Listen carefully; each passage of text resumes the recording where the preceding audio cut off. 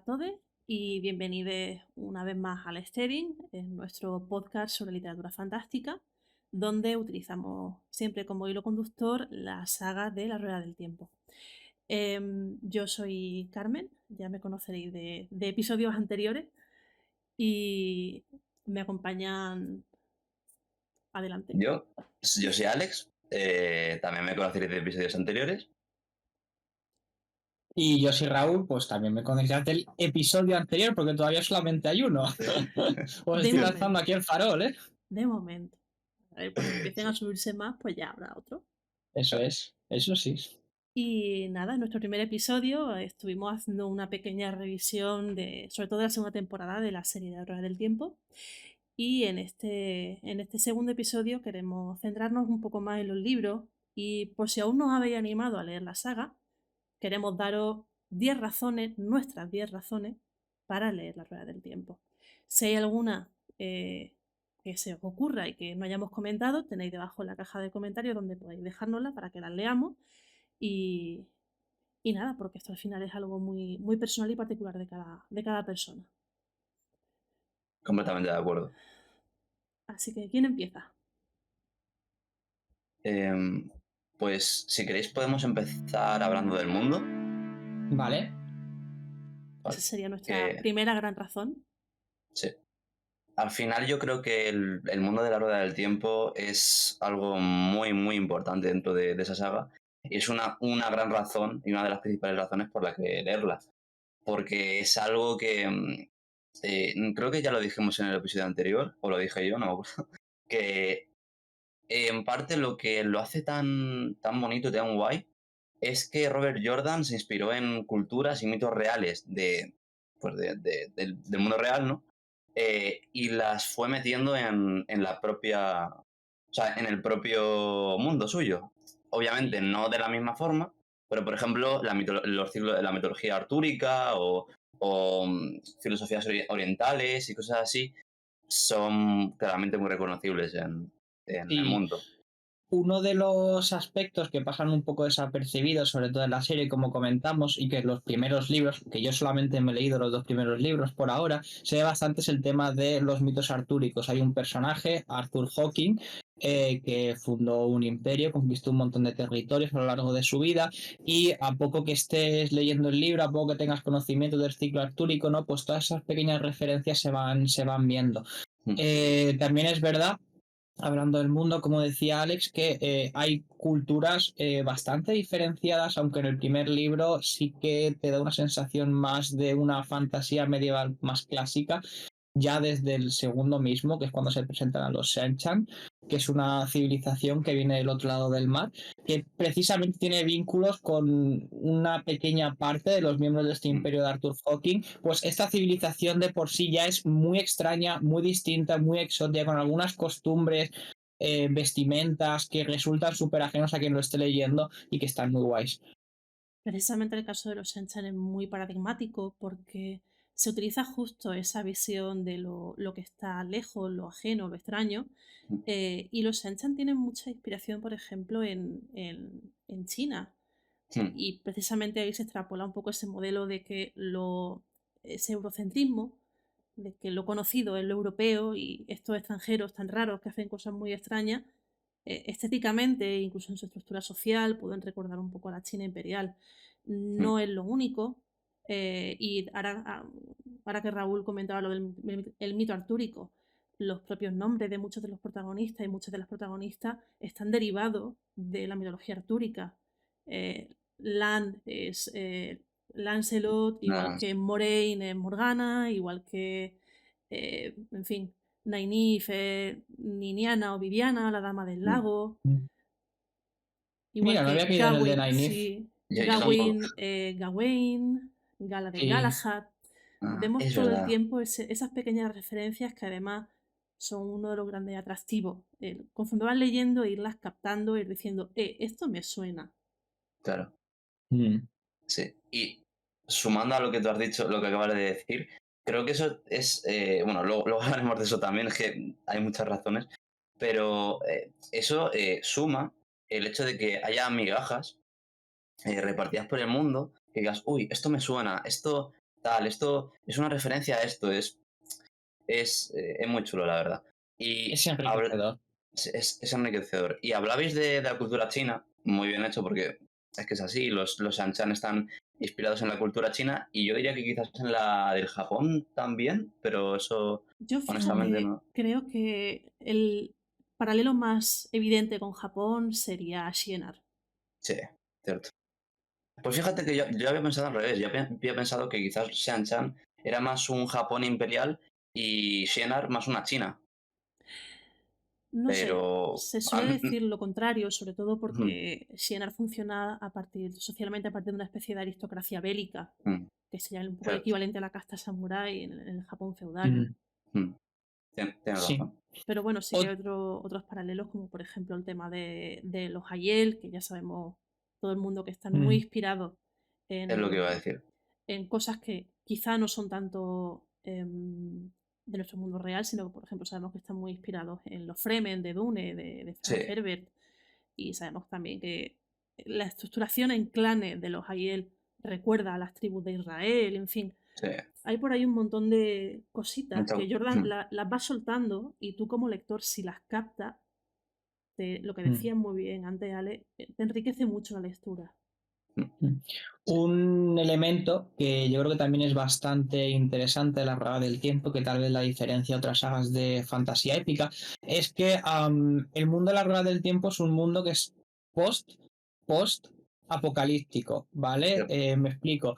Es un mundo en el que hace varios miles de años hubo una situación que fue apocalíptica, prácticamente lo que fue la sociedad en ese momento colapsó y lo que tú estás viendo conforme vas leyendo los libros es la sociedad resultante de esa reconstrucción que hay a partir de este momento cataclísmico que es el desmembramiento del mundo. Entonces, pues bueno, eso también da lugar a cosas bastante interesantes, da lugar a que haya tecnologías, que haya cosas que hayan desaparecido y que se estén utilizando. Se hacen muchas alusiones a poderes y habilidades que desaparecieron, armas que ya no se pueden forjar, e incluso a poderes, que hablaremos más bien en el siguiente apartado, que no existían desde hacía muchísimo tiempo y que precisamente en un montón de se narran los libros están volviendo y que, bueno, que hacen que la magia tampoco se perciba como una cosa monolítica, tal vez, porque al final cada... Yo siempre pienso que cuando haces una historia de fantasy y tienes un mundo muy grande, lo suyo es que cada país o cada continente no haga exactamente lo mismo, porque al final como la lengua refleja la forma que tiene Ujú. cada pueblo de ver el mundo, pues la magia también debería adaptarse, ¿no?, a las necesidades de cada uno. Sobre Cierto. el tema de cómo es ese nuevo mundo post-apocalipsis, me parece muy interesante cómo Jordan nos vende la idea de que, y esto lo hace de forma un poco tangencial a lo de los libros, como muchas veces dice, esto nosotros lo entendemos así o lo usamos así. No sabemos cuál era su propósito original cuando se construyó. Y al final, bueno, aquí ya sabéis que yo soy de formación arqueóloga, cómo adaptamos los usos de las cosas a lo largo del tiempo me parece un gran acierto. Decir, bueno, es que realmente el mundo está vivo, la gente, la cultura evoluciona, cambia, y eso nos lo Mm, transmite a través de la historia. Sumando a eso, el propio, ya no es solo el hecho de que haya ciertas cosas que a lo mejor se utilizan de una forma que no se utilizaban antes. Cosas como el cambio del nombre de un lugar, eh, ¿no?, que ha cambiado conforme va cambiando la gente que vive en él, como por ejemplo Campo de Emon, del que hablabas también en el hilo que escribiste para la cuenta de Twitter, que si no lo habéis leído, alguno de los que está viendo esto o escuchando esto, ir para allá porque está genial hecho.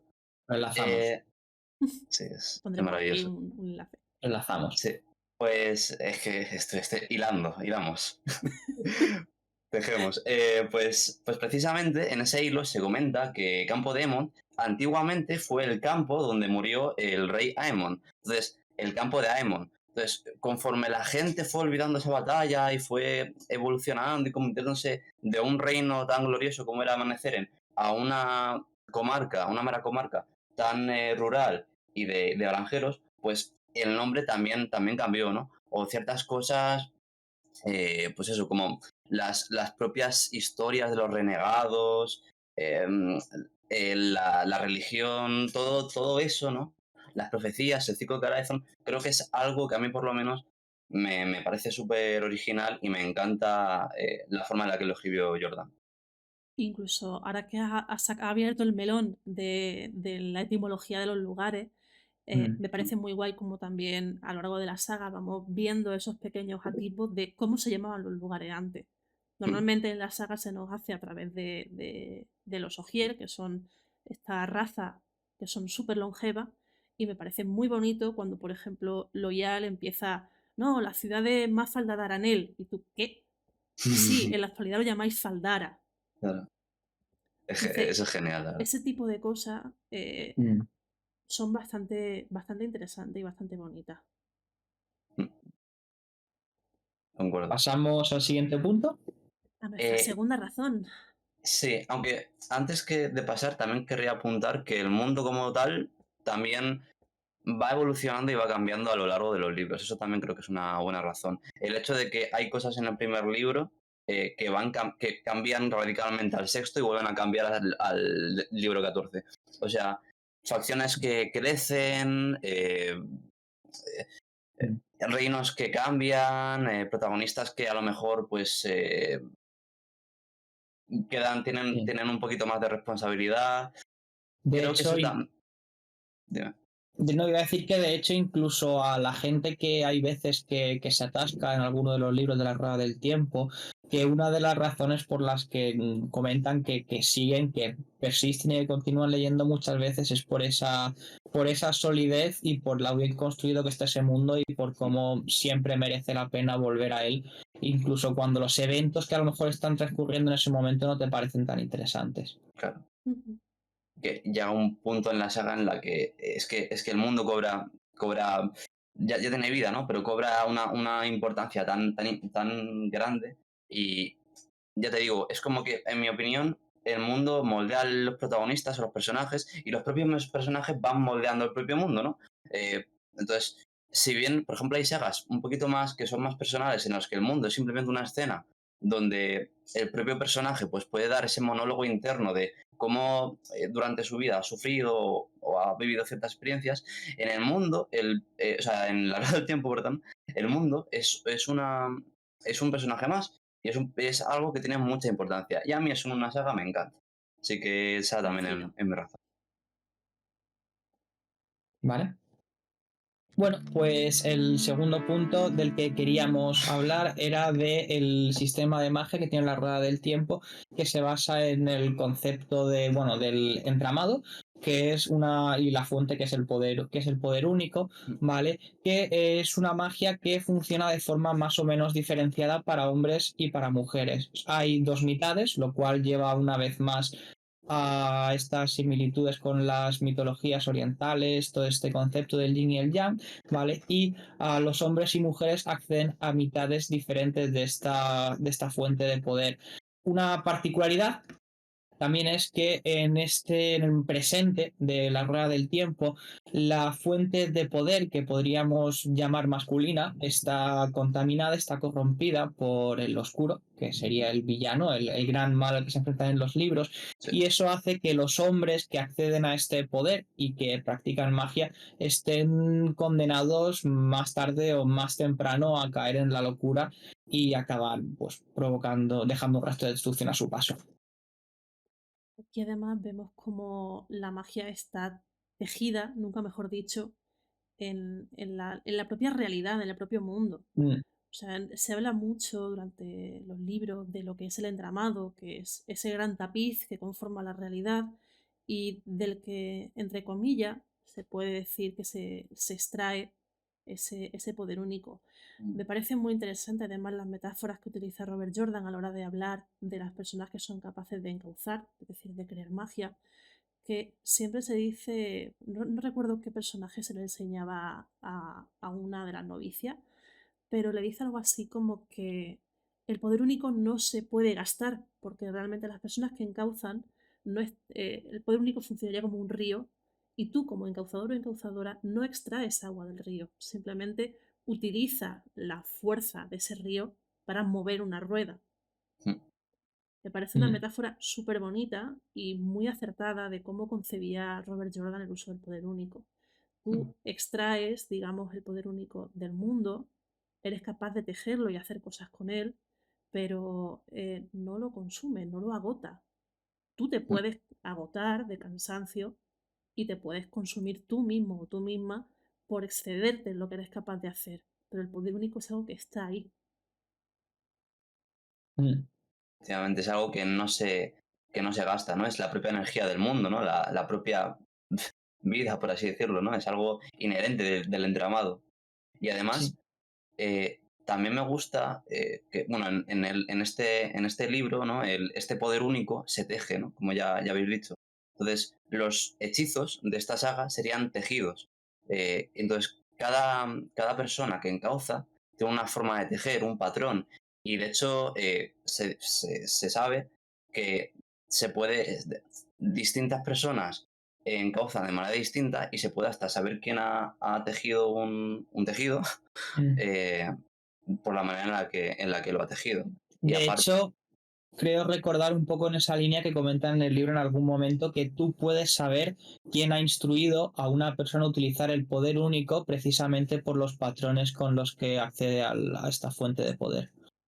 Por los manierismos, por los gestos, por la forma de hilar, Mm, etcétera. sí. Hablamos de tejer, por ejemplo, pero realmente cuando hablamos de la gente encauzando y tal, lo que se hace es tejer hilo hechos de alguno de los 5 elementos básicos, que son, pues, igual que en fin, en muchas otras cosas, la tierra, el agua, el fuego, el aire y la energía o el espíritu. Creo que en inglés es spirit, en castellano lo tradujeron como energía. energía, sí. Avatar, por ejemplo. O sea, es algo que Sí. sí que es cierto que pues eso, muchas otras sagas lo hacen, pues cogen esa idea, pero aparte de que en esta se añade ese quinto elemento, que sería la energía o el espíritu, eh, también, pues eso está bien el hecho de que se combinen, ¿no? De que no sea como, por ejemplo, en Avatar, que solamente puedes ser maestro de un único elemento, a no ser que seas el Avatar, sino que aquí, pues, cualquiera puede hacer distintos hilos con distintas, pues eso, con distintas energías. Pese a que cada persona tenga un elemento más acorde a sí misma, ¿no? A un elemento con el que se le da mejor. O sea, todo se nos da, hay gente a la que se le da mejor dibujar, hay gente a la que se le da mejor actuar, las matemáticas. Pues en este caso es lo mismo, hay gente a la que se le da mejor el fuego o el Mm. aire. Y también sumando con esto, y a lo mejor Raúl tú también quieres explicar esto, también hay elementos que se les da mejor a los hombres que a las mujeres. Y, por ejemplo, creo recordar que hay un momento en el segundo libro, es que lo tengo reciente, en el que mencionan que que una Aes Sedai, una mujer capaz de utilizar el poder único, es muy valiosa precisamente porque tiene afinidad con la tierra y la tierra es un elemento que tradicionalmente más afín a los hombres que a las mujeres, ¿no? Entonces, pues tienes Exacto. ahí un poco ese, ese juego. Un elemento, bueno, que ya lo he comentado antes, pero que me parece que está bien, es que ya bastante pronto ves cómo no utilizan exactamente igual el poder único en unas culturas y en otras. Hay la forma que lo utilizan, por ejemplo, los Shanchan, que son esta civilización que ya hemos mencionado antes, es completamente distinto a como lo utilizan las Aes Sedai y los personajes que son. Y vamos, estoy seguro de que muchos otros personajes que vayan apareciendo en muchas otras culturas lo van a utilizar de formas muy distintas. Incluso dentro de lo que serían las mismas tierras orientales donde transcurre la mayoría del libro, la forma en la que hablan de este poder, digamos, las Aes Sedai, que son quienes tienen un conocimiento más formal de cómo utilizarlo, y las personas que simplemente pues, puedan tener una cierta afinidad es distinta. Por ejemplo, Nynaeve decía que podía escuchar al viento antes de saber que puede ser una Sedai. Mm. Sí, al final todo el mundo utiliza la misma fuente de energía, digamos, Mm, pero distintas tradiciones y distintas experiencias personales llevan a que cada uno o cada una desarrolle sus formas de utilizarlo, sus formas sí. propias. Y eso es algo que también redunda un poco en lo que hablábamos antes, ¿no? Como es un mundo bastante variado, rico, etcétera. Ujú. En general, mi mayor problema con el poder único es esa dicotomía masculino-femenino. Sí. Mm, Esto probablemente es algo que no es simplemente una percepción personal, pero me parece un poco reduccionista y un poco, claro, visto ahora mismo en la óptica que estamos en 2023, Sí, parece un poco raro, un poco... Ah, binario. sí, mantener Sí. ese espectro binario de los hombres hacen esto, las mujeres hacen esto otro. Mm, Mm. Yo Tampoco estoy podemos contigo. olvidar que esta saga se empezó a escribir a principios de los 90, Mm. El hace ya primer mucho. libro, voy a mirar cuándo salió. Puede Es ser Se que en los fuera del 90. 91, pero 90, Puede 91 ser. por ahí. Principios de los 90. sí, Y que puede bueno, ser. Lo digo ahora mismo que utilizo Wikipedia, que Wikipedia es nuestro amigo. Mm. Pero El primer libro, a ver, El Ojo del Mundo, se empezó a escribir en 1984 y se publicó en enero de 1990. sí. es O que sea, justo en el hablamos 90. de Mm. mucho tiempo ha pasado ya desde que Robert Jordan Sí, empezó a concebir este mundo. Y más de Robert 30 Sí, Jordan años. también tenía su bagaje personal, Mm. que ya hablaremos de él en otro episodio, pero bueno, visto hoy en día desde nuestra perspectiva como personas jóvenes y Mm. con nuestros bagajes también personales, mm, a Sí, mí me parece un poco A, pero bueno, es una de estas sí, cosas que hay que intentar no extrapolar y no juzgar este tipo de historias mm, muy duramente. claro. O sí. sea, al Aún así, aún así esa dicotomía, aunque tal vez esté un poco desactualizada, permite que se hagan cosas bastante interesantes. He mencionado antes el hecho de que la parte masculina del poder traiga consigo la locura. Y uno de los elementos, digamos, básicos de la trama es que Rand es el protagonista, es quien está destinado a convertirse en el dragón renacido, que sería una especie de salvador del mundo, pero cerrando un poco el tema de la magia, es un personaje que necesita utilizar la magia para salvar el mundo, pero salvar el mundo va a hacer que se vuelva loco y va a hacer que exista el peligro de que destruya el mundo en el proceso de salvarlo. Lo cual es una disyuntiva, ¿no? Bastante interesante. Rand es un personaje del que se podría hablar en un solo podcast, la verdad. O sea, Mm, es un personaje muy, muy complejo y que se puede hablar mucho de él. Y el tema de su relación con la locura es muy chula, la verdad. Al final, hay que darse cuenta de que Rand sí que es cierto que es una suerte de mesías, pero es, pues como dijo Carmen en el anterior episodio, es lo que hacía Robert Jordan, ¿no? Coger un tropo clásico de la literatura y revertirlo. Es un mesías, pero es un mesías que se va a volver loco, ¿no? Entonces, ¿qué pasaría si, por ejemplo, Jesús eh, fuese capaz de hacer milagros, tuviese que conquistar el mundo y tuviese que volverse loco? Pues eso es un poco la rueda del tiempo. Y al mm, final creo que la relación que tiene Ran con la locura, eh, a mí me parece muy chula, me parece que sufre muchísimo, me parece que la locura le hace hacer cosas con el poder único mucho mejores de las que haría si no las tuviese. Y también me parece que es una buena, es algo guay si la comparamos con, por ejemplo, las Aes Sedai o mujeres que no pueden, que no se van a volver locas, como esa diferencia entre el propio Saidar y Saidin, que para quien no lo sepa son las dos fuentes de las que se extrae el poder único en esta saga. El Saidin sería la de los hombres y es la que está corrupta, y lo que hace que te vuelvas loco, ¿no?, al usarla, y el Saidar sería el de las mujeres. El Saidin, ¿no? Lo podéis explicar vosotros, ¿no, chicos? Que es violento, intenta matarte. El Saidar es todo lo contrario, tienes que relajarte. O sea, al final volvemos a la dicotomía, ¿no?, entre hombres y sí. mujeres. Volviendo al tema de la locura, me parece también muy interesante cómo esa locura se manifiesta de forma muy diversa según la persona a la que afecta. O sea, para un hombre que encauza volverse loco puede ser olvidarse de quién es, para otro puede ser destruir todo lo que tiene cerca, para otro puede ser escuchar voces, puede ser disociar tu Sí, propia personalidad. Es decir, al final la sintomatología, digamos, del problema es tan diferente como encauzadores puede haber, ¿no? Em, Puede ser que te sufras paranoias, en fin, todo este tipo de historias. veas cosas. Tú lo ¿Os has dicho parece? ahora, Didi. tiramos para adelante, tiramos para adelante. ¿Y os parece que tiremos para adelante para los personajes en general, aprovechando que Sí. estamos hablando de Rand? Sí. Uy, un Michi. Hola, Michi. Perdón, la interrupción Ah, gatuna vale, pensaba que cotidiana. era mío. Pensaba que no estaba viendo la cámara y pensaba que era mío. Ya que ha aparecido aquí un nuevo personaje en el podcast, si os parece, como bien decía Raúl, vamos a nuestra tercera gran razón, que sería esa diversidad de personajes que hay en la saga de la Rueda del Tiempo, ¿no?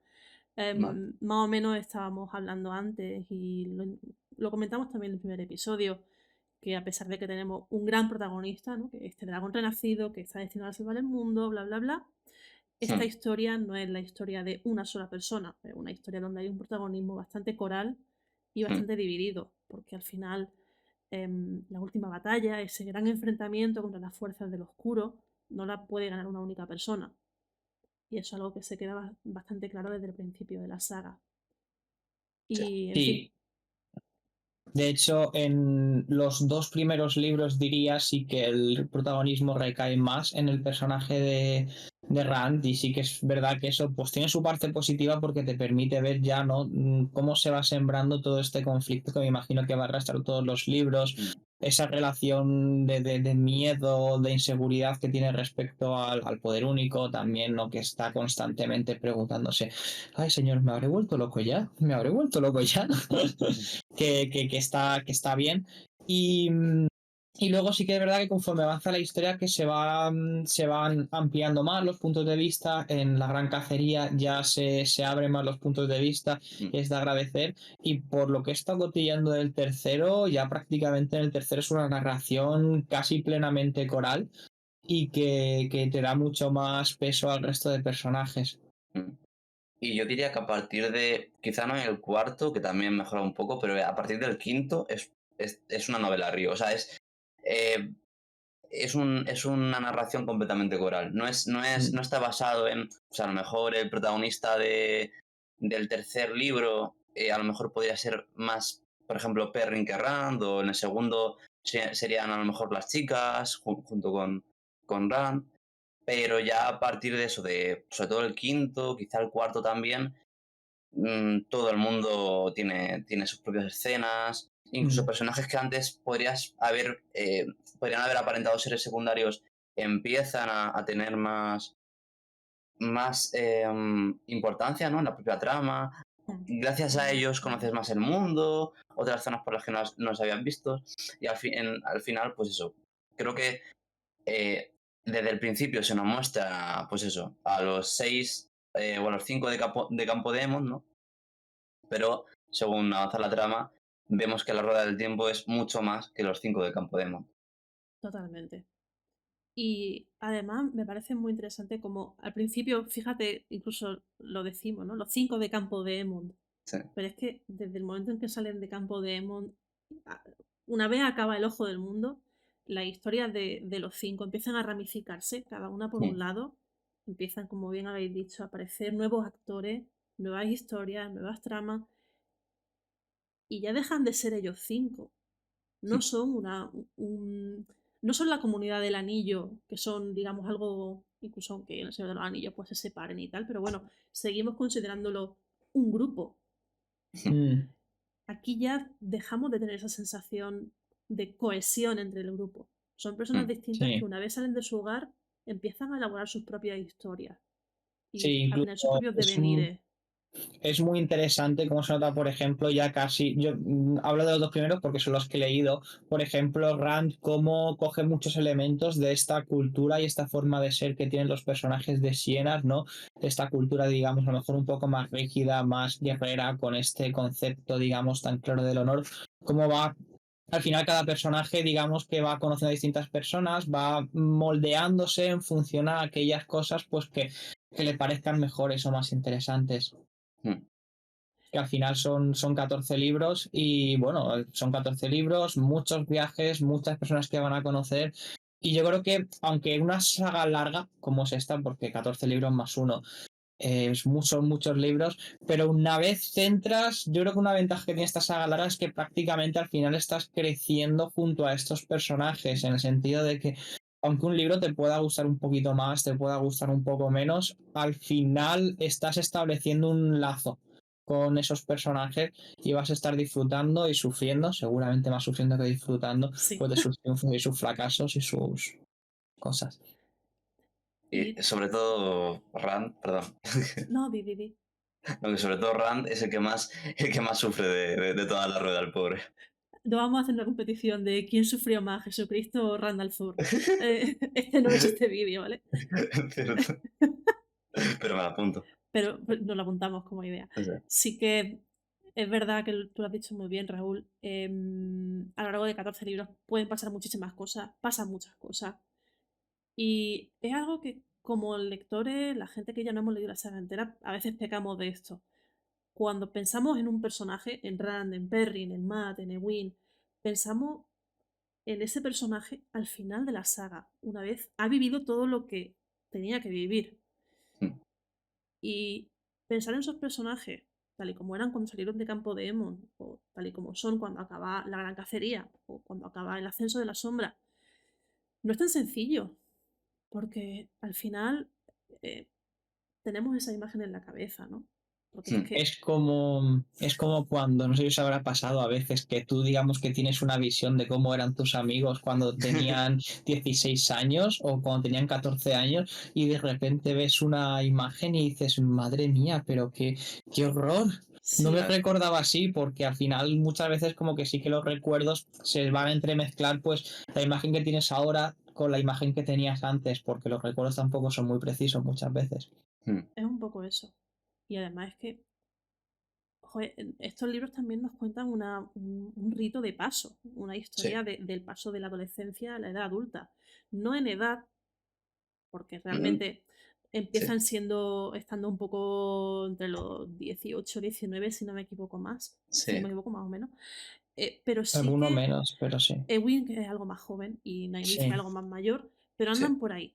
Pero mentalmente sí que ellos en su cabeza son muchachos y muchachas jóvenes que no han salido de su casa en la vida y que, como quien dice, salen de su casa para irse a la universidad, ¿no? A Claro. descubrir el mundo nuevo. Y cuando acaba la saga ya son personas adultas que han vivido, que han perdido cosas, han perdido a personas que querían, han sufrido, Mm, se han enamorado. Es decir, esta historia, aparte de ser la gran historia de salvar el mundo, es también todo el viaje de los protagonistas y las protagonistas. Mm. Súper de acuerdo contigo. Y aparte que en los propios libros, algunos personajes lo dicen, ven a un chaval y dicen, este tío, este chico tan joven, no sé qué, y descubren la edad que tienen y dice, si es que tiene mi edad, o incluso es un poco más mayor que yo. Pero la diferencia de experiencias vividas, pues les da eso, que son personas completamente distintas, ¿no? Y que los protagonistas son más duros porque les ha tocado vivir pues cosas bastante peores. Y hablando de personas duras, en la rueda del tiempo, Espera. eh, A ver por dónde te vas a meter. Que ponemos aquí la alerta de menores de edad. no, no, no, no voy a hablar de Lancea, no os preocupéis. Eh, Ya, tenía que salir. si no la menciono no me quedo tranquilo. No, pero yo creo que un elemento que caracteriza mucho a la rueda, si queréis ya pasamos a ese tema o nos quedamos más en los personajes, aunque realmente van un poco mezclados, serían las propias mujeres y el cómo Jordan, em, pues La eso, ¿no? retrata. Las narra, sí, las retrata. Eh, y bueno, ya antes hablando de personas, si juntamos el hecho de personajes duros y personajes mujeres, sale la querida Nina Almeara, porque yo creo que no hay un personaje más duro que ella en toda la saga. Yo la quiero muchísimo. Sé que esto es muy impopular, todo el mundo la aborrece. Yo la seguiré defendiendo hasta la muerte. Yo la aborrecía al principio, pero luego se convirtió en uno de mis personajes favoritos, Creo que junto con... precisamente es por lo que hablábamos, por la evolución que sufre y por Claro, cómo vas adquiriendo una comprensión sobre cómo es el personaje sí. Y y de por qué por es qué es así. así. Claro, Eso es. efectivamente. Mm. ¿Eh? Pues sí. A ver, a No, veces pero... Sí. esto no creo que sea spoiler porque lo es casi desde el principio, pero sí que es verdad que Nynaeve al principio es un personaje que parece un poquito insoportable. pero creo que al final es un personaje que su insoportabilidad, o como se diga, es bastante realista, porque es prácticamente ha crecido huérfana desde bastante jovencita y asume el cargo de Zaorí, que es un cargo que en Dos Ríos tiene bastante autoridad y bastante responsabilidad, y la adopta muy joven. Entonces, al final, esa cabezonería también de algún modo para ella es un mecanismo de supervivencia que desarrolla desde pequeñita para que no la tore todo el mundo. Y bueno, las malas costumbres, pues es difícil quitárselas. Claro. Y que es un Si se las personaje. quitan, o no. Y Ah, que es un claro. personaje. Perdón, perdón.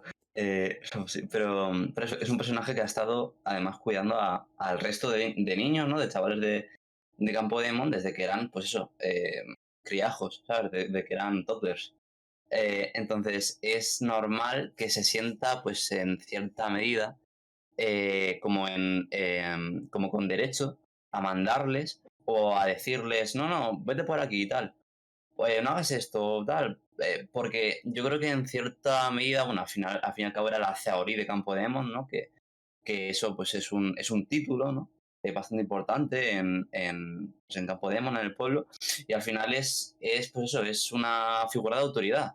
Y está acostumbrada a ser la figura de autoridad. Entonces eso también le suma carácter. Pero, y sin entrar en spoilers, porque no, obviamente no se No. puede, pero, y aparte que Raúl lo está leyendo y no, coño, tiene que disfrutar. Pero el cómo cambia el personaje y el cómo se ve, o sea, cómo lo notas tú como lector, y ya no solo con Inaef, con Rand, con Ewin, con Perrin, con el propio Matt, el mejor personaje, por cierto, pues yo creo que es algo que merece mucho la pena. Pero volviendo ya al tema de mujeres, sí que es cierto, no sé cómo lo veis vosotros, que hay gente que se queja no solo del hecho de que, pues eso sí, de que Ninaef es un poco insoportable al principio, sino que la gente dice que todos los personajes de la Rueda del Tiempo son como muy femeninos, perdón, son como muy, eso, muy cascarrabias, por así decirlo. Yo, honestamente, creo que no es tan así, pero si queréis dar vuestra opinión. Yo creo que al menos al principio, una de las cosas que sí que intentan hacer los libros es que te venden a las a Sedais como esta, bueno, al final estas son las mujeres que practican la magia, que tienen un gran poder tanto político como un poder, digamos, místico y real, y que ellas tienen sus planes, tienen sus pesquisas, tienen sus cosas. Tú, el lector y Rand, no te estás enterando de la misa a la media, y creo que intentar hacerlas así también es una forma que tiene el autor de mantener hasta cierto punto la desconfianza en ellas que sienten los propios personajes, que de algún modo tienen se sienten que están siendo zarandeados por ellas y siendo utilizados por ellas y no saben nada. Y a lo mejor eso que yo creo que sí que es algo que hacen de forma consciente, que hace Jordan de forma consciente, es posible que sea algo pues que dé también una mala impresión a las personas que entren en la saga.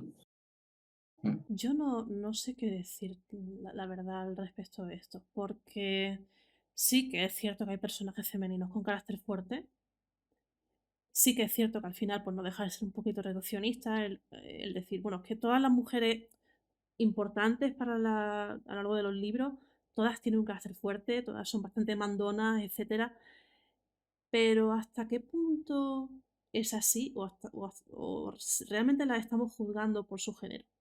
Es decir, si cambiáramos el género de Nynaeve, ¿seguiríamos pensando que es una mandona o pensaríamos que a lo mejor es un líder al que todo el mundo debería seguir, un líder incomprendido? Porque eh, es muy difícil deshacernos de todos estos prejuicios que llevamos muy interiorizados. Entonces, Hombre, es no algo sé. que... Que pegues a gente con un palo está mal, seas hombre o mujer, ¿eh? A mí no me gusta lo que has No, hecho. no, Te doy con un palo. es que no has leído a Rand todavía. La No has única leído. persona que le pega a alguien una paliza con un palo no es Nynaeve. Y no vamos a decir quién es, pero Sí, no vamos a hablar de este tema, pero sí, yo concuerdo con Carmen, la verdad. O sea, al final sacó el tema un poco para hablar de él, pero sí que es cierto que creo que, primero, para la época en la que estaba escrita, lo hemos dicho antes, ¿no? En los 90, creo que es un acercamiento a la mujer en la fantasía de la literatura fantástica, que si bien no es perfecto, porque obviamente tiene pues sus fallos, quizá puede ser un poquito reduccionista a veces, como todo, ¿no? Pero yo creo que sí que es muy bueno, sobre todo para la época en la que estaba. Y al final también es un acercamiento que ha envejecido bien, porque vamos, por lo menos a mí me gustan las mujeres de la rueda y no las veo, no sé, no veo tanto el tropo de mujer en el congelador, ¿no? Que es cuando una Sí. mujer en la literatura o en cualquier obra de ficción pues le matan o le hacen algo para inspirar esa motivación en el protagonista. Aquí diría que a veces es casi hasta que al contrario. Esa, a veces a algún personaje masculino, es que no quiero decir quién es, pero bueno, ya todos sabemos quién es el personaje por excelencia de la rueda, pero bueno, le pasan ciertas cosas y eso hace que otros personajes, no solo femeninos ni masculinos, sino en general varios personajes, eh, mm, salgan, pues eso, a hacer cosas, ¿no? Entonces al final yo creo que sí que es cierto que está mejor escrito que otras cosas. De todas formas, tampoco he leído tanto. Entonces, a lo mejor seguramente de esto sepáis mucho más vosotros, perdón, que sois, pues, vale. Es que después de pasar de ese tropo tan clásico, tan manido, de la mujer como objeto de deseo, la mujer en el congelador, como decías tú, claro, obviamente esperar que se haga todo perfecto es un poco una tontería. Yo me Sí, conformo, y lo digo de corazón, con lo que hace Robert Jordan, de decir, hay mujeres haciendo cosas, mujeres en puestos sí, de poder, mujeres como Ah, líderes de comunidad, mujeres panaderas, mujeres posaderas. sí. De esto, de todas maneras, yo creo que esto da para un podcast propio, sí, pero también hay que tener en cuenta lo que hemos comentado otras veces de que en los años 90, si tú te fijas durante buena parte, digamos, de la etapa, digamos, más clásica, más post-Tolkien, tal vez, de lo que sería la literatura fantástica, años 50, 60, 70, 80, muchas veces en muchas sagas, por lo menos que yo tenga conocimiento, la magia que podríamos decir, la magia guay, la magia reglada, la magia buena, está en manos de los hombres. Y no es prácticamente hasta eso, años 80-90, en la que eso vemos que empieza a diversificar, que empieza a haber más sagas que tienen usuarias de magia, digamos, reglada, con un conocimiento más formal de su uso, como el Aes Sedai. Más o menos también por esta época, tal vez un poquito antes, tienes también el Mundo Disco, que es una Mm. saga maravillosa que se burla mucho de esta idea de que los magos tienen que ser hombres. Tienes también a Le Guin con los libros de Terramar, que también cuestionan ese papel tradicionalmente masculino que ha tenido la magia como una concepción, como una disciplina casi científica, ¿no? Y claro, estamos hablando de, y creo que esto también enlaza un poquito con el que sería el apartado siguiente, que no lo puedes ver un poco como es ahora, no lo puedes ver del mismo modo y que durante buena parte del género, muchas veces cuando las mujeres hacían magia, o bien es porque eran villanas o que tenían papeles en las que se entremezclaba el uso de la magia con ese tema de objeto de deseo también, eh, o era directamente un tipo de magia que podríamos considerar de segunda, que se ujú, basaba más en la intuición y en la superstición que en una formación, digamos, en un lugar académico. Una cosa que también quiero mencionar antes de que pasemos a lo siguiente, porque para mí personalmente es muy importante y es uno para mí de mis puntos muy a favor de la rueda del tiempo, es que el tratamiento de los personajes femeninos es un tratamiento respetuoso. No se utilizan, no hay personajes femeninos que evolucionan o que crecen a golpe de violación, por ejemplo. De hecho, la violencia sexual contra las mujeres brilla por su ausencia a lo largo de toda la saga. Y es algo que personalmente como mujer agradezco mucho, porque son cosas que no me apetece leer. Claro. normal. Y Robert Jordan nos demuestra que, igual que lo hablábamos antes, ¿no? Que los personajes tienen una evolución muy clara y que cambian, que crecen, nos muestra que es posible hacer eso con personajes femeninos sin que sean objeto de violencia. Claro. Mm. Al menos no siempre. Porque no quiere decir que los personajes femeninos ahora tengan un escudito y Sí, no les pero puede que pasar no es nada. una violencia que padezcan por el mero hecho de ser mujer y por tanto objeto de Exacto. deseo.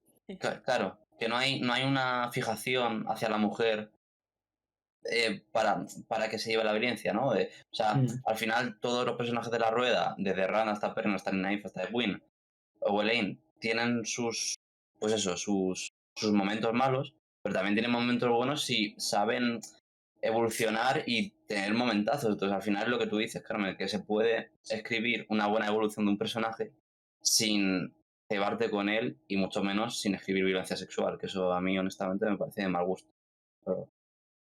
Pero eso ya es personal. La gente que le guste el Grindark está en desacuerdo con él.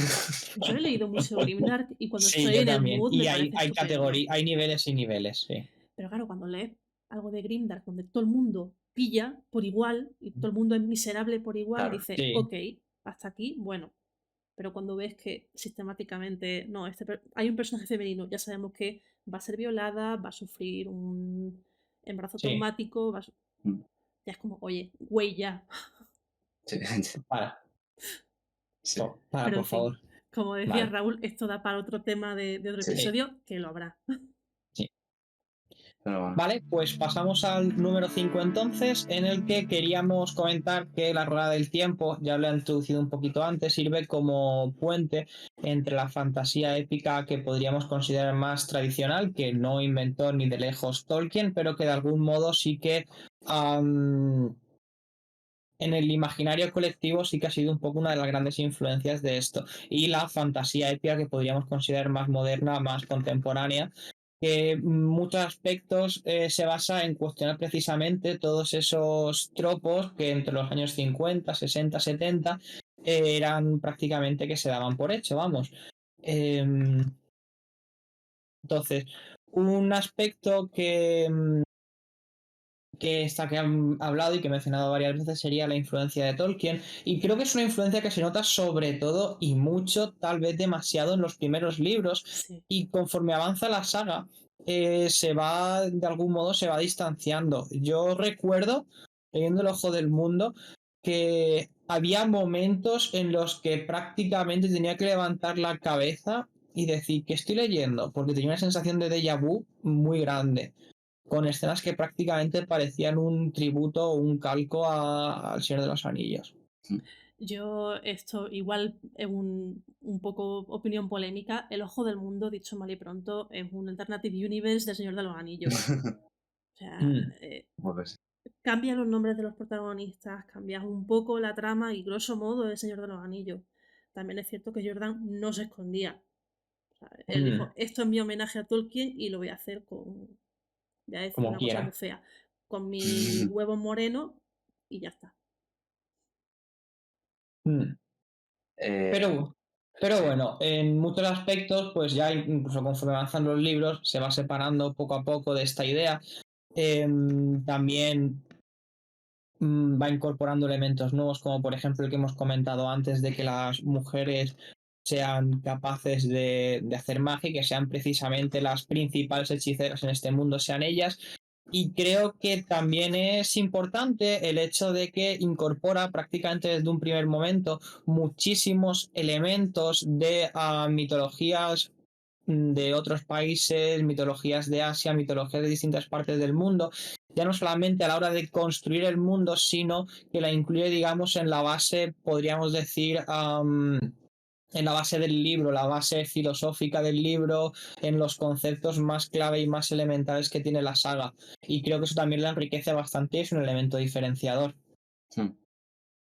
Sí. Abandonar un poco ese eurocentrismo. De Completamente de hecho, acuerdo. no se nos puede olvidar que directamente, y esto es otra de esas referencias súper sutiles, que es un mazazo, pues súper evidente, el antiguo símbolo de las Aes Sedai es el símbolo del yin y el yang, ¿no? Claro. Sí. Pero sin los puntitos. Sin los puntitos, pero es el mismo. Sí, tal cual. Incluso me parece que el concepto mismo de la rueda del tiempo viene de algún tipo de religión de creencia de la India, si no recuerdo mal, por ejemplo. De hecho, se cree en la reencarnación. O sea, la reencarnación es una creencia real en la rueda del tiempo. Bueno, una creencia. O sea, la reencarnación existe en la rueda del tiempo. Todo el tema de de ahí el dragón renacido, ¿no? El Mm, tema también hasta qué punto ha tenido influencias otras culturas, ya no solo en el propio mundo en sí, sino en las propias culturas, bueno, que esto ya lo hemos dicho, del propio mundo, ¿no? Al Pero final. me parece muy interesante lo que decía antes Raúl, ¿no? Cómo mm, Jordan se desprende un poco de ese bagaje eurocentrista, lo que decías sí, de esa concepción cíclica del tiempo, del universo y tal, que eso pues lo has dejado así un poquito entrever, supongo que para ujú, dejarnos paso a que lo comentáramos, que es la concepción de las yugas, esta era en las sí. que se divide el tiempo y que son cíclicas. Conforme el mundo se va deteriorando, muere y vuelve a renacer, digamos, grosso modo. Sí, el concepto del ciclo de los yugas que acaba de mencionar Carmen es un mm, concepto que viene del hinduismo, que divide, digamos, bueno, digamos que el universo es cíclico. De hecho, la mayor parte de culturas del mundo pensaban que el mundo era algo que era cíclico, que no era una línea recta. Eso es algo que yo creo que es bastante actual y que viene bastante, digamos, a lo mejor de la época de la Ilustración y todo esto, ¿no? Esta idea del progreso. Pero bueno, el ciclo de los yugas te establece que un ciclo está dividido en 4 etapas y el principal elemento diferenciador de estas 4 etapas es que la virtud de los hombres, digamos que se va reduciendo en cada una de ellas en comparación con la anterior. Un elemento que a mí me llama mucho la atención de la rueda es ese aire de decadencia que tiene siempre y que a mí personalmente me recuerda a esto, ¿no? Se menciona cómo los gobernantes cada vez son peores, cómo las cosas cada vez son peores, cómo cada vez hay más trolls, cómo cada vez hay más de esto y yo Incluso, creo que esta perdona que idea de te los yugas interrumpa, es una inspiración de la rueda también. incluso como cada vez las Aes Sedai son menos poderosas, menos fuertes, cada vez hay menos muchachas capaces de Mm, cazar. Es decir, sí que es verdad, hasta que no lo has dicho, no había hilado un poco todo esto. Badums. Pero sí que se ve muy bien esa sensación de decadencia y de deterioro que acabará dando pie a un nuevo renacer o no, no sabemos. ya veremos. sí, sí que es cierto que parece un fin de ciclo, ¿no? Sí, También te digo, yo no sí, sé si estoy de acuerdo en relacionar esto con algo moderno, como decía, de la ilustración y tal, porque al final esta concepción cíclica del tiempo tiene mucho que ver también sí. con los ciclos agrícolas. Exactamente, el día y la noche, las estaciones, la Exactamente. agricultura. Entonces, Mm, yo creo que es algo bastante transversal a lo largo Sí, en muchas culturas, sobre todo a partir del neolítico y tal, sí. y me parece que es una buena idea implementar esto, dándole Sí. un eje como eje central de la concepción del mundo, digamos. mm. No, me refería a que la concepción del tiempo como algo lineal, como una línea Ah, recta, es vale, algo que es relativamente reciente vale, y vale, que en vale. Eso general sí. tradicionalmente se ha pensado de lo que es la vida, el universo, como algo más cíclico. A lo mejor me he explicado mal. No, o que te he entendido yo mal. Yo como, yo estoy así, porque no lo sabéis vosotros. No sé, pero sí que hay muchas cosas de estas así que son Sí, clásicas, que te suenan, son cosas que dices, esto lo he leído 1000 veces, pero no es lo mismo. Ya Claro. lo hemos mm, hablado, como esa figura del elegido, el héroe que está tal, pero es un héroe con un pero sí. muy grande. Incluso lo que ya se ha dejado entrever, que la serie, la saga de la Rueda del Tiempo, toma muchos elementos que se podrían considerar tropos de la literatura fantástica y le da la vuelta. El elegido, que igual te salva el mundo, que se vuelve loco antes y lo destruye todo.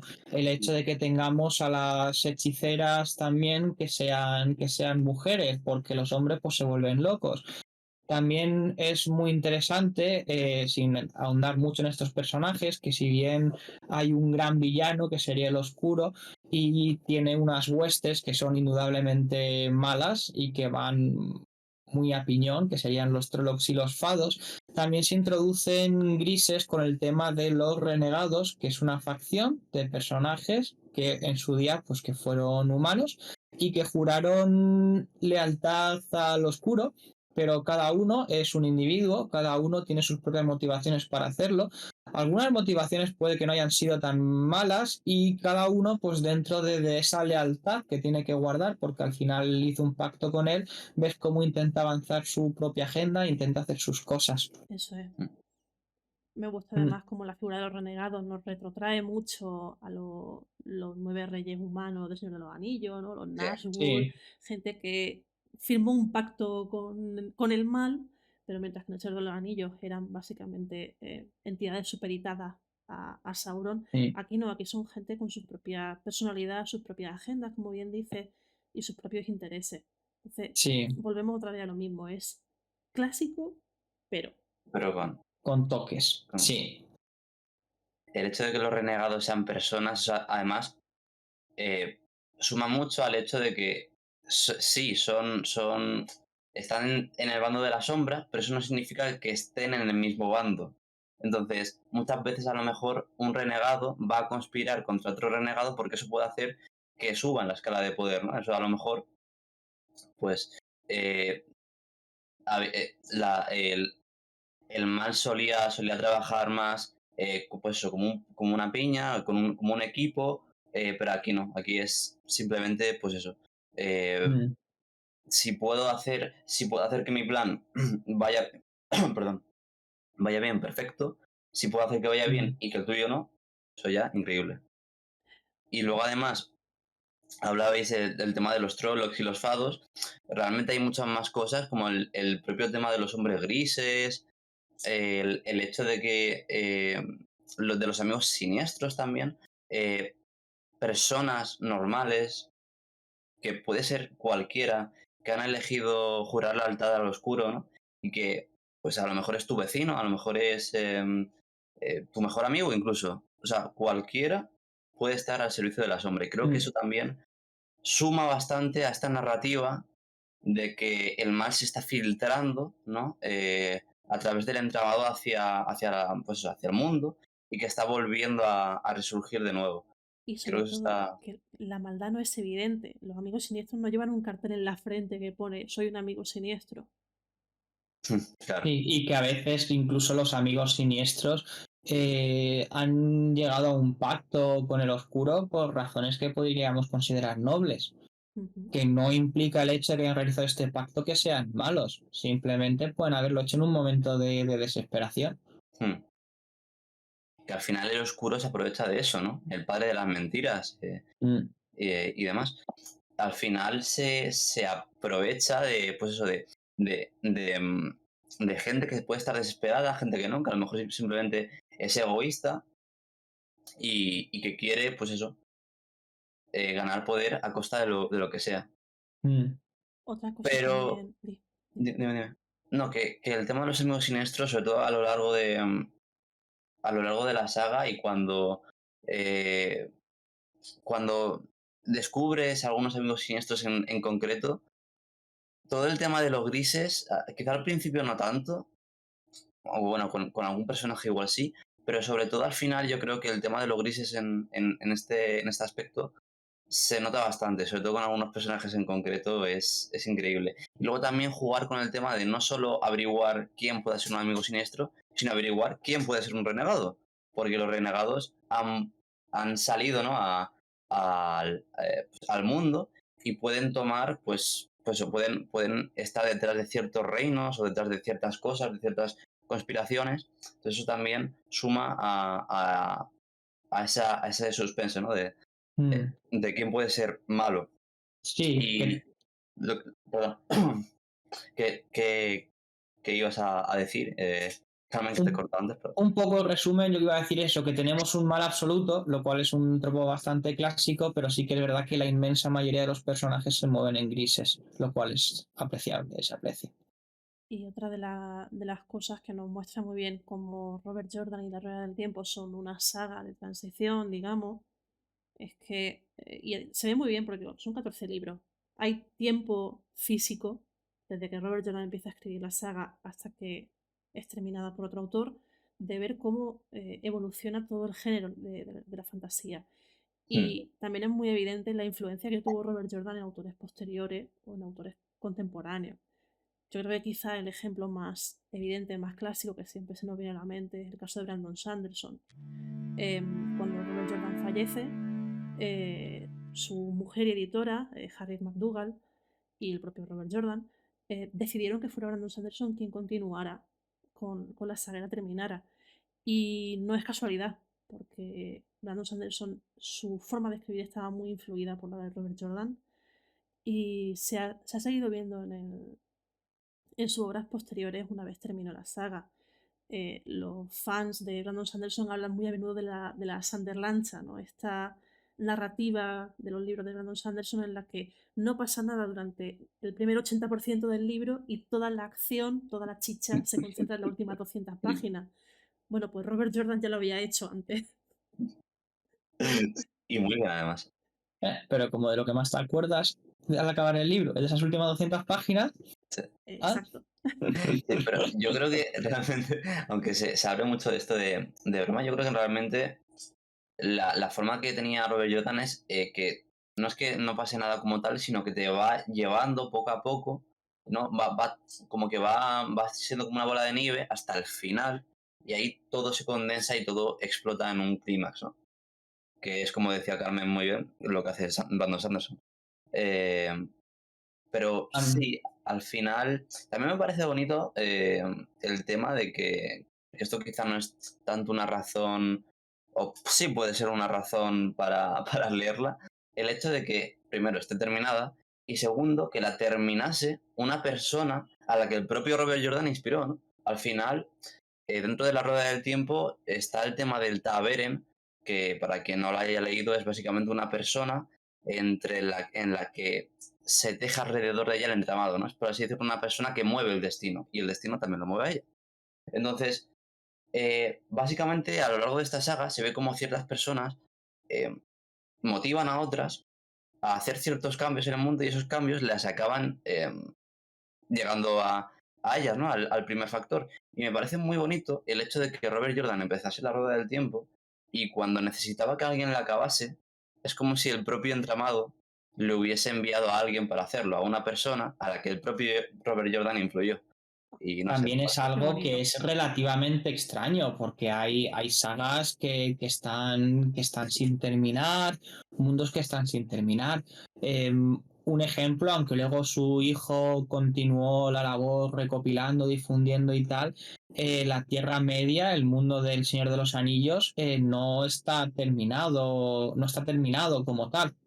hmm, Tolkien falleció antes, digamos, de ponerle punto y final, y luego sí que pues eso, su hijo lo continuó, luego otras personas pues han participado, lo han expandido, pero no se terminó como tal de un modo que dijeras punto y final, ya está. Yo creo que quizás precisamente es uno de los grandes atractivos de la rueda del tiempo, que es como, tiene un, esto va totalmente contra el espíritu de la rueda del tiempo, que tiene un principio y tiene un final. claro. Siempre decimos, cuando hablamos de la rueda del tiempo, esta frase de los libros, ¿no? De no existen principios ni finales en la rueda del tiempo, pero el ojo del Claramente. mundo fue un principio y Y un recuerdo de luz fue un final. completamente de También, acuerdo. también digo que hemos hablado del Ojo del Mundo varias veces, hemos hablado de que la saga está acabada, que el Ojo del Mundo es un libro tal vez un poco complicado, ¿vale? Es un libro por el que hay que pasar, es un libro que te da esa sensación de déjà vu que he mencionado, que tiene momentos en los que vas a pensar que estás leyendo casi poco menos que un fanfic del Señor de los Anillos, pero hay que leerlo. El principal problema que tiene el libro, yo creo que es que prácticamente las cosas más interesantes que pasan te las cuentan, no las ves. Pero bueno, ya desde el segundo, yo el primero me lo leí, me gustó y ya está, dije, está bien. Hubo momentos que se me hicieron pesados, luego las últimas páginas sí que mejoran. Ya incluso desde el segundo, desde la gran cacería, yo personalmente noté una mejora sustancial en todos los aspectos y sobre todo en el ritmo narrativo, que era el que se me había hecho más cuesta arriba. Entonces, pues es eso. Sé que es un poco mucho pedir decirle a alguien que se lea un libro de 700 páginas y que se espera a ver si el segundo le gusta para decir si sigue o no. Pero bueno, creo que este es uno de esos casos en el que sí que te recomendaría que por lo menos leyeras los dos primeros, que son los que he leído yo. Y ya a partir de ahí, si te ves con ganas de seguir, sigues. Y si no, pues yo creo que es un punto en el que puedes parar. Concuerdo Sí. con lo que has dicho, pero he de decir que a lo mejor como fans, desde nuestro amor-odio, nos metemos demasiado con el ojo del mundo, pero realmente es un buen libro. O sea, o sea, que decir, si estamos aquí es por algo, ¿no? Entonces, Sí, desde pero fuera, sí, perdón, a es lo Es duro. mejor No es sí, un es mal duro, libro, pero es pero duro. puede parecer a lo mejor más de lo que es. Al final yo sí que es cierto que yo, por ejemplo, tardé en leérmelo 2 años, pero no es un libro que no disfrutase. Yo, por ejemplo, este libro me lo tardé en leer 2 años y a lo mejor me meto en un fregado por decir esto, pero el de Los Juegos del Hambre tardé, no sé, un día o dos, bastante menos, y honestamente no me lo volvería a leer. Pero La Rueda del Tiempo sí. ¿Por qué? Pues porque porque para mí la calidad de cómo está escrito y demás, pues es distinta. De hecho, Los Juegos del Hambre, porque es pues lo que me pasó, pero bueno, podría haber dicho cualquier otro. El caso es que creo que El Ojo del Mundo no es un mal libro y a lo mejor al quejarnos tanto que a veces como fans podemos perder esa noción, ¿no? De que a lo mejor pues nosotros sabemos lo bueno y lo malo que tiene y nos gusta quejarnos de lo malo, porque eso suele pasar, ¿no? Con las cosas que nos gustan, pero se nos olvida que una persona que lo está viendo desde fuera no conoce lo bueno. Entonces a lo Mm. mejor solo escucha lo malo y dice, joder, qué libro, esto... Que sí, que la rueda es muy guay, pero 14 libros y encima el primero siendo un tostón, se lo va a leer quien yo te diga. Pero honestamente creo que el primer libro es un buen libro, es un libro de aventuras. Conforme pasa, sí, conforme avanza la saga, se convierte en otra cosa. El mundo gana muchísimo más protagonismo, pero El Ojo del Mundo no es para nada un mal libro. Es un poco denso de leer. Si tienes experiencia leyendo otras cosas, a lo mejor a Robin Hood, una prosa un poquito más enrevesada y bonita, pues a lo mejor te va a servir para las descripciones. Pero en general creo que es un buen libro que merece la pena ser leído. y esta era nuestra razón número 6 para leer la rueda del tiempo, que es básicamente pues que la saga está acotada, terminada, tiene Ujú. un principio y tiene un final. Sí. Con lo cual no tienes que estar preocupándote si te compran los 14 libros de, ay, a ver cuándo sale el siguiente volumen. No el siguiente volumen. Ya está. Siempre quedarán las relecturas cuando te lo hayas Siempre, acabado y siempre. quieras Una más. relectura al año mínimo. Uf. Eso yo. No hace daño. Eh, Y bueno, siguiendo un poco para adelante, porque si no, Sí. nos enganchamos aquí. Nuestra razón número 7 es el costumbrismo que se destila en los libros. Mm. Esto es algo que no es para todo el mundo. Yo esto lo he hablado mucho con gente que se han quedado a medias de la saga, a las que se le ha hecho un poco bola. No a todo el mundo le gusta, pero Robert Jordan era muy minucioso con las descripciones, detallando cualquier cosa. Porque para él, y esto redunda en lo que hablábamos antes, el mundo es un protagonista más. Por lo tanto, la estética, el entorno, también es igual de importante que lo que están haciendo los protagonistas. Mm. Em, Sí, y antes me he metido un poco con el ojo del mundo, ¿no? Por esa idea de que todo lo interesante pasa fuera de los puntos de vista de los personajes protagonistas. Pero incluso, por ejemplo, uno de los capítulos que más me gustó leyendo La Gran Cacería, precisamente fue uno en el que está narrado desde el punto de vista del capitán de un barco, ¿vale? Este capitán de un barco está navegando en una ruta comercial, que no es la que suele tomar, pues por una serie de problemas con los que se encuentra, y este personaje en esta travesía que está haciendo en barco es donde ves por primera vez a los Shanchan, que son esta cultura de la que hemos hablado antes. Entonces, a mí por lo menos me gustó mucho, ¿no? Que tú puedas tener esa primera impresión de cómo son estos personajes, de qué pueden hacer, de los peligros que entrañan desde una persona que podríamos considerar normal, porque es eso, muchas veces estamos acostumbrados los lectores de literatura fantástica a ver cosas extrañas, a ver cosas fuera de lo común. Y a veces que lo extraño esté narrado desde el punto de vista de una persona normal, pues también puede favorecer a darle esa frescura a lo que te están contando. y contribuye también a darnos esa sensación de que el commoner, el plebeyo, el normie, Mm, digamos, también está ahí en el escenario, no es un extra, también le están sí, pasando cosas. hmm, A mí otra cosa que me gusta muchísimo de la forma de describir que tiene Robert Jordan es el tema de todo el vestuario. Yo soy la loca de la ropita, me encanta ver cómo se describe la ropa en literatura, y para Robert Jordan el vestuario, los peinados, los maquillajes, la estética, no es solamente una descripción para él forma parte de la identidad de los personajes. El Mm. tipo de peinado que lleva un personaje no solamente te dice que le gustan las trenzas, te dice que es de este país o del otro. Y a veces una trenza puede esconder muchas cosas. Mm, Mucho, mucho desarrollo de personaje.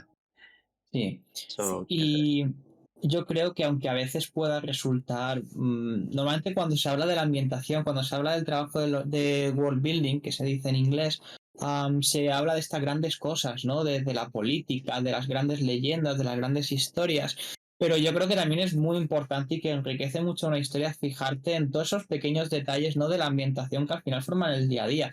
Como viste, que puedas ver las diferencias entre cada sitio, que puedas ver incluso, por ejemplo, diferencias en la cocina entre los países, entre las clases sociales, porque incluso que si se están encadenando años de malas cosechas, pues veas en los ingredientes que pueden tomar las personas esa falta de ciertos productos que puede haber, o cosas tan sencillas como de que en un pueblo costero todo el mundo tome pescado y que 300 kilómetros mar adentro, en la capital, los únicos que tomen pescado sean los nobles.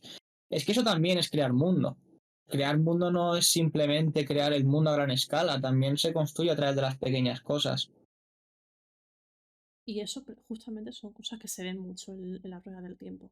Entonces, obviamente hay gente a la que esto le importa un pimiento y le da igual, pero para quienes disfrutamos de este tipo de cosas, em, y si tú como potencial lector te estás planteando si leer de la rueda o no, y te motivan estas cosas, aquí tienes una razón de peso, porque lo vas a disfrutar mucho. O sea, hablabas de la comida, me parece fascinante cómo Robert Jordan, según la región, te describe los platos que se sirven en la posada número 37 random del camino. Completamente de acuerdo. Y no solo el tema de las posadas, perdón, las comidas, las bebidas, el oscuay, de los ayer, eh, ciertas cosas, ¿no? El propio humor también, las propias costumbres, eso es algo que yo creo que también suma, ¿no? Que que en ciertos lugares, bueno, es que todavía no ha llegado Raúl ahí, ¿no? Pero Eudar, todo el tema de, pues eso, de estos países que son tan distintos, ya no solo en las propias posadas o demás, sino en lo que vive la gente, ¿no? El tema de los duelos, el tema de los azamiere. Al final, la identidad en la rueda del tiempo no está solamente en una frontera, está, Claro. es algo muy general. Está en tu forma de hablar, en tus costumbres, en la comida que te gusta o no te gusta, en tu ropa. Y todo eso Mm, te hace meterte mucho en el mundo.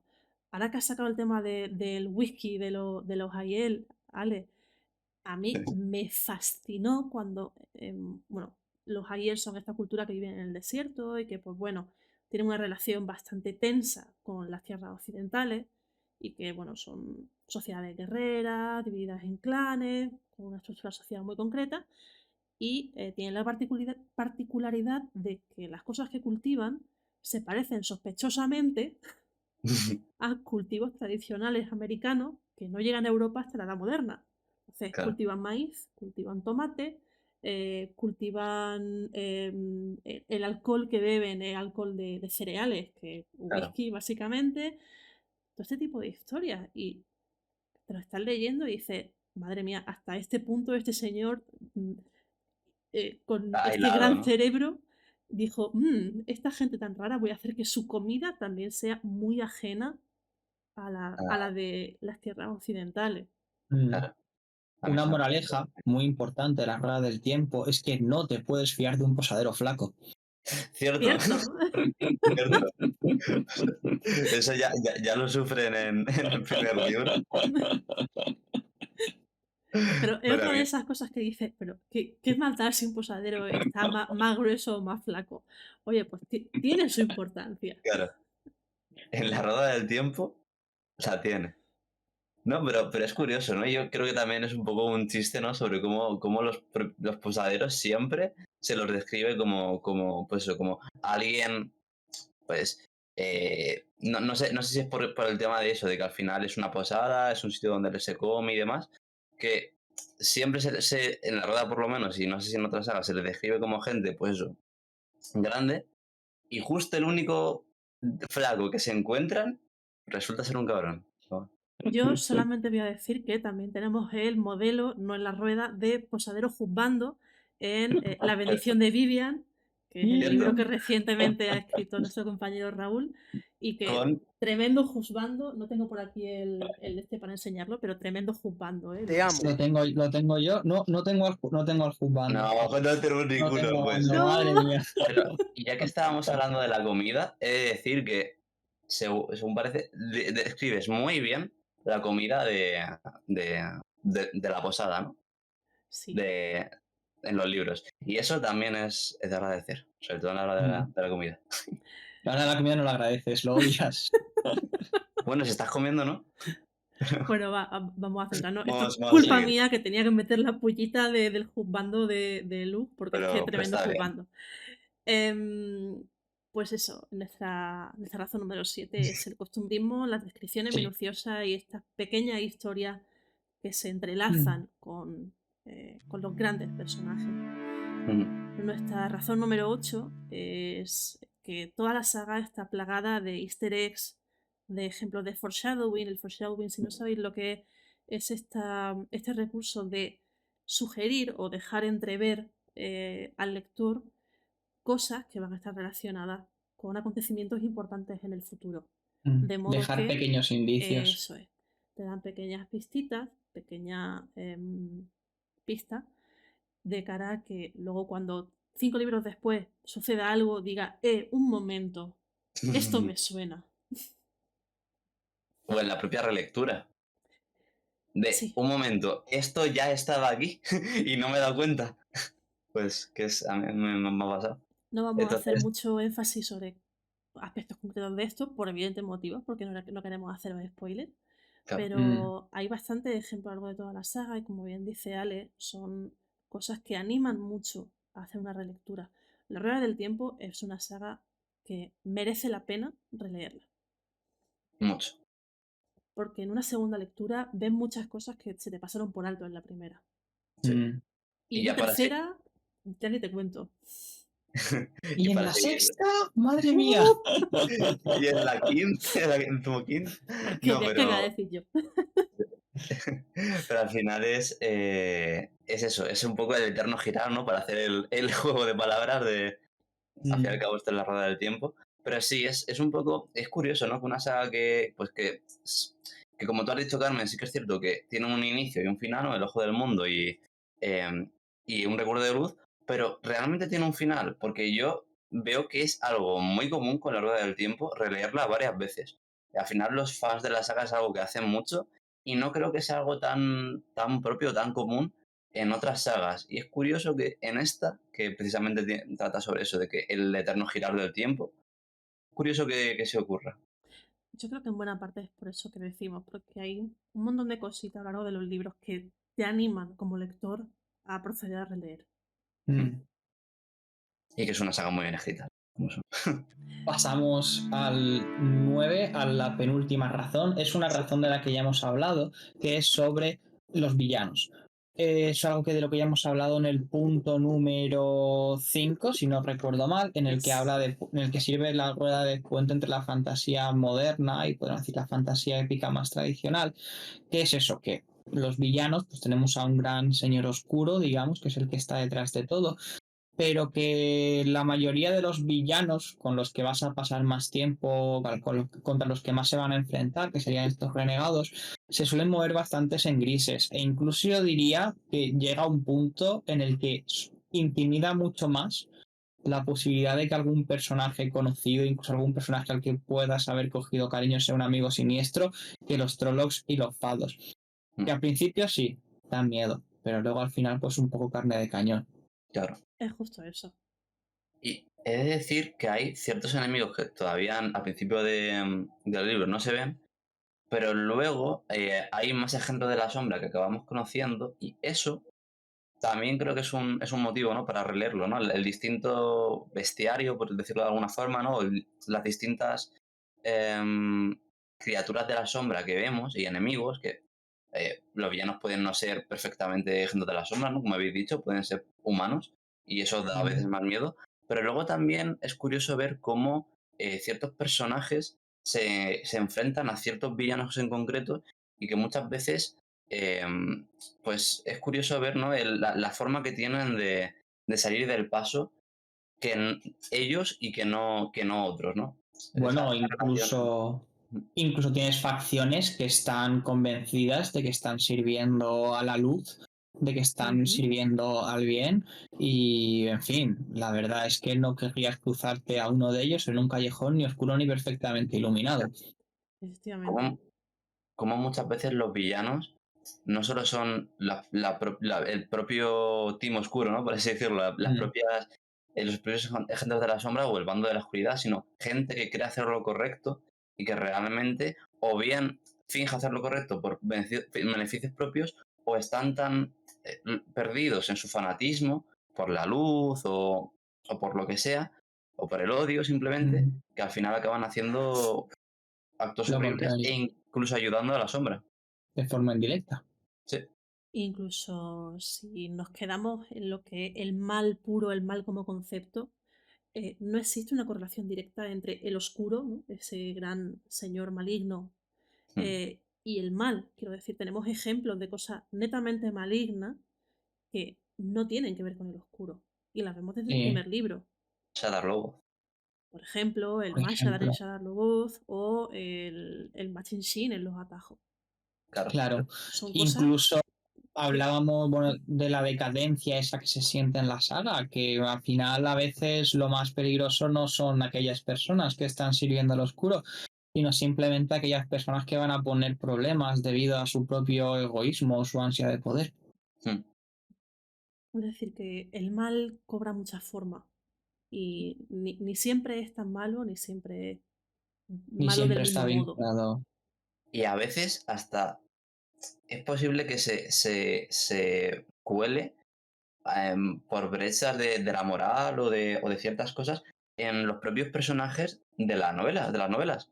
Los propios protagonistas que tú pensarías que son, pues que siempre van a hacer lo correcto, es posible Mm, que algunas veces, eh, dado por motivaciones personales o por querer hacer lo correcto a su forma, mm, presenten, presenten obstáculos a otros personajes o incluso por cierto sufrimiento es posible que su moral cambie.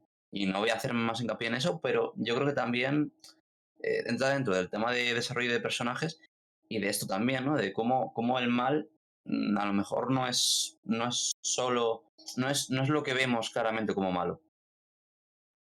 Y que cerrando un poquito este punto, al final, en la rueda del tiempo, la figura del antagonista, digamos, no es un antagonista malvado y ya. Aquí hay muchas capas más y Sí, resulta ser un tema mucho más complejo y más diverso. está muy bien. Y luego el tema perfecto. de, bueno, ¿Pasamos al punto 10? ¿O quieres terminar eso, Alex? no, a ver, es que no sé hasta qué punto hablar del tema, porque al final no sé ni siquiera ni si decir su nombre, porque no sé hasta qué punto Si crees que podría. hago No, un spoiler, no lo no, digas. no, Vale, piensa entonces en mí, nada. no. Vale. Vale. El punto 10, ya con el que vamos a cerrar esto, ¿vale? Es la disponibilidad de la rueda del tiempo. ¿Vale? La rueda del tiempo, bueno, pues ahora mismo está disponible en España en ebook, en libro electrónico. Está disponible en formato físico también en tapa blanda. Los dos primeros libros están disponibles en formato bolsillo. Las cubiertas son cubiertas que están sacadas de la serie de televisión, lo cual a mí es algo que nunca me ha gustado demasiado, pero Ujú. bueno, se hace lo que se puede. Y también están disponibles como audiolibro. Los audiolibros los tenéis disponibles en la suscripción de Storytel, ¿vale? Que podrías suscribirte un par de meses, tres los que necesites para leértelos, para escucharlos todos, ya sea de camino pues al trabajo, o si tienes algún tipo de discapacidad visual que te dificulta poder leer texto escrito, pues bueno, es una opción que tienes también. ¿Y alguna cosa más? Nada, Hemos dicho que. que si lees en inglés o si eres capaz de escuchar el audiolibro en inglés, un motivo bastante de peso, al menos por como lo hemos estado hablando, porque lo hemos comentado antes, es que los audiolibros de la Rueda del Tiempo en inglés, que están en Audible, que es la plataforma de audiolibro de Amazon, están narrados por Rosamund Pike, que es la actriz, Ujú. si todavía no la conoces mal, es la actriz que hace de Moraine en la serie de la Rueda del Tiempo. Y la verdad, yo lo que he podido escuchar, no he podido escuchar mucho de los audiolibros en inglés, pero lo que he escuchado es maravilloso. O sea, es muy recomendable. Es decir, hay varias opciones si quieres leer la Rueda del Mm, Tiempo, tanto en papel como en libro Sí, electrónico, como en audiolibro. sí. Y sí, ahora mismo están reeditadas en 14 volúmenes, no como la edición original de Tim Burton más, que era todavía parecía más de lo que es. Sí. sí, Eran 20 eran y pico. 28, no me acuerdo. Bueno, realmente también está en papel, en tapa blanda y en una edición partida, la edición del Ojo del Mundo, No pues hablamos eso, de dividida eso. en dos. Pero honestamente yo, igual creo que los tres, os aconsejamos que si queréis empezar la saga, no empecéis por esa, porque para eso podéis comprarla en formato bolsillo directamente o cogeros Sí. la de tapa blanda sin más. Y así tenéis, aparte de que queda mucho mejor en la estantería, pues tiene una calidad mejor y honestamente, para leerte un libro en dos partes, pues mejor te pillas Sí, la antigua, que claro. así tienes portadas bonitas. También el corte que hacen al dividir el Ojo del Mundo en dos libros es un corte que es bastante antinatural y que no Sí, respeta de algún modo la estructura del libro. Entonces, pues leerte la primera mitad del Ojo del Mundo no te va a dar ni de No. lejos una impresión de lo que es la Rueda del Tiempo en absoluto. Así Sí, que mejor evitarla, irte a la de bolsillo si pues quieres ahorrarte unos eurillos y ver qué tal, o directamente coger otra de las ediciones, la de sí. tapa blanda del digital. si tu O, objetivo claro, es comprobar si es darle una oportunidad a la Rueda del Tiempo, Mm, léete entero El Ojo del Mundo. Porque por lo menos. solamente con el principio no vas a tener una visión acertada de lo que es la saga y Mm, probablemente tu impresión no va a ser real. bueno, claro, sí. Así Y que más o nada, menos recapitulando esto que hemos dicho de los audiolibros, tenéis la saga completa en Storytel. Eh, Tenéis también en Audible de Amazon, lo tenéis narrado por Rosamund Pike en inglés. Y también lo tenéis en papel de tapa blanda, en ebook y y en formato bolsillo. Y sí, por que ahí favor, ya. no os leáis con lo que la versión que está partida. Eso es. Eh, y bueno, dicho esto, bueno, quizá también decir que intentaremos poner un link por aquí abajo en la descripción, tanto para el Storytel como para el Audible de Amazon, por si queréis Mm, darle una oportunidad a la saga, pues tenéis aquí abajo para que no os lo penséis demasiado y os unáis a la secta. Y nada más, chicos, o chiques, ¿queréis añadir algo más? nada, que estas eran nuestras 10 razones para leer La Rueda del Tiempo. Si tú tienes alguna que no hayamos mencionado, tal y como dije al principio del vídeo, déjanosla aquí abajo en un comentario y la leeremos y te contestaremos, que seguro que son igual de buenas que las nuestras. Y ya está, yo espero que te haya servido de utilidad y que te hayamos animado a que te anime que te hayamos animado a que te anime. Ojo, cuidado, ¿eh? Que te hayamos animado a que te empieces la saga. Eso. Eso es. Y a Y que te la nada, acabes. si decides leerla y te gustaría compartir tus progresos pues, con otras personas que se la estén leyendo, que ya se la hayan leído, tenemos un servidor de Discord llamado el Steading al que puedes unirte y estaremos encantados de que nos cuentes cómo va avanzando tu progreso o cualquier otra cosa. Y si además estás interesado en enterarte de las noticias relacionadas con con la saga de la Rueda del Tiempo, no solo de la serie que están adaptando, sino también de posibles libros, el Companion de la Rueda del Tiempo, que si no me equivoco van a sacar, ciertas cosas, ¿no?, relacionadas con la propia saga, no solo de la serie, sino también de libros, pues tenemos un Twitter llamado el Steading también, que te dejaremos aquí abajo el enlace al Linktree para todas nuestras redes sociales, incluido el Discord. Y si te quieres enterar de la rueda, puedes seguirnos en las redes sociales. Si quieres em, comentar cualquier cosa con nosotros, tienes el Discord. Y nada, espero que os haya gustado. Ya está. Hasta luego. Hasta luego. Hasta luego.